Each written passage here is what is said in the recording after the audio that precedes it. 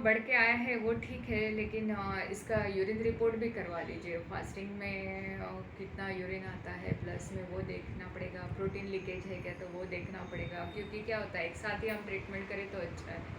वैसे तो नाड़ी परीक्षण के हिसाब से तो सब ट्रीटमेंट हम शुरू कर ही सकते हैं, लेकिन अभी देखिए फंगल इन्फेक्शन काफ़ी बढ़ गया है पेशेंट में, बच्चे में जो सीवियर हेयर फॉल हो रहा है, इवन आईब्रोज भी निकल जा रही है, पूरे बालों में डैंड्रफ है। तो ये क्या है, फंगस के ही लक्षण रहते हैं। अगर फंगस इतना ज़्यादा बढ़ जाता है बॉडी में तो खुजली भी बहुत बढ़ जाएगी।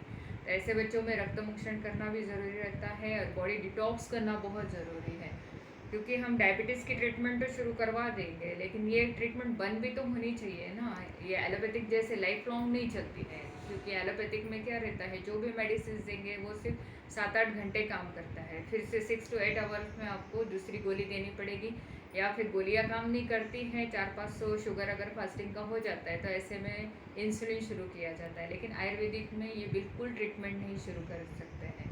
हम देते ही नहीं कभी किसी पेशेंट को, ना केमिकल मेडिसिन देते हैं ना इंसुलिन देते हैं। इंसुलिन आपका शुरू हो, टैबलेट शुरू हो तो भी थोड़े दिनों में वो बंद करवा देते हैं। सिर्फ आपका एक लीवर डायबिटीज़ यानी क्या है कि आपका लीवर और पैंक्रियास काम नहीं कर रहा है, वो ठीक करने के लिए अगर हम केमिकल मेडिसिन लेते हैं तो उसका थोड़े दिनों में साइड इफ़ेक्ट बहुत आता है।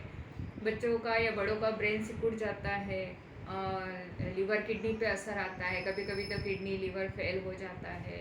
मेल फीमेल पेशेंट में क्या होता है, जब ये बच्चे बड़े होते हैं तो ऐसे बड़े बच्चों में कभी शुक्राणु नहीं बनते हैं, या फिर फीमेल पेशेंट्स हो तो इनको बच्चों में क्या होता है, पीरियड्स रेगुलर नहीं आते हैं, स्त्री बीज नहीं बनता है, तो आफ्टर मैरिज इनफर्टिलिटी में जाते हैं ऐसे बच्चे।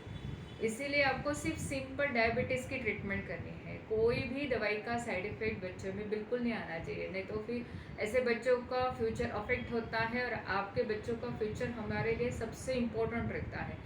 इसीलिए इसको कोर्स करके डायबिटीज़ को इधर ही छोड़ देना है आपको।